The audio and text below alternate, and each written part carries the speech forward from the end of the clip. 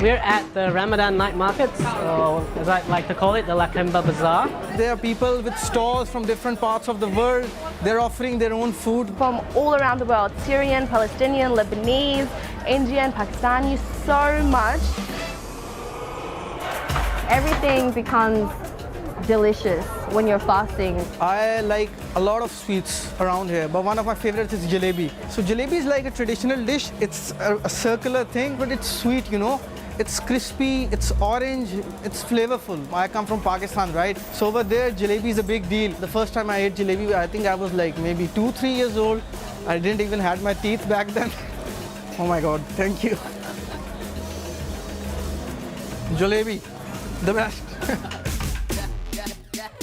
Sahab is like this milky kind of starchy drink where you mix it with cinnamon and it just warms your heart. It's like a hot chocolate, but the Arab version. Thank you. So the Palestinians put rose water in it, the Syrians don't. It just really depends on where you get it from. I personally love to put coconut inside of it, and it's just like you can get this crunch of the coconut and it's just like the thickness of it, so it's amazing. It's always been a childhood drink of mine. Every time before I go to bed and when the whole family is over and so many people are over, it's like the equivalent of tea and coffee. It's hot, but it's delicious. Kanefi is a Lebanese sweet delicacy made with semolina and cheese, and you put the Lebanese sugar syrup on top of it and you bake it in the oven. During Ramadan, of course, they break their fast on savouries and then they'd have it as a dessert. I've had it as a kid and my kids have had it and my mum's made it. Basically, most Lebanese families know how to make it. This is the Persian one. It might just be the same. No, it's quite nice. The butter, I can taste more of the butter on this one. But it's quite nice.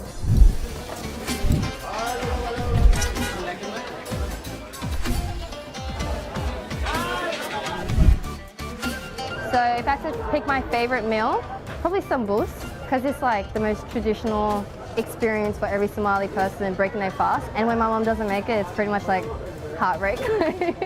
So it's like this pastry and the filling is pretty much just like minced meat. You just spice it up with different herbs and so on and add maybe some vegetables. It always has to be in the triangular shape. If it's not in the triangle, it's not a sambus. Is it like a samosa then? It's pretty much a samosa.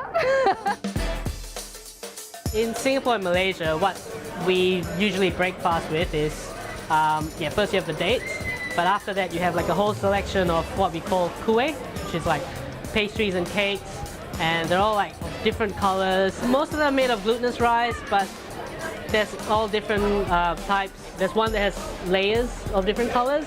There's half a camp which says that you shouldn't peel the layers. There's another camp that says, you should peel the layers because it's part of the... I peel them, yeah. Why not? So this is a kueh. Tastes like Ramadan. My favourite food is Algerian shorba and burek, which is Algerian soup. There are multiple varieties, but my favourite is the one with broken wheat and tomato. And we dip it with a Algerian spring roll that we ripped off from the Ottomans named burek. We just thought instead of a pastry that's filled with spinach and cheese, why don't we just wrap that sucker up in meat and just dunk it in the soup. And without fail, you cannot break your fast without this.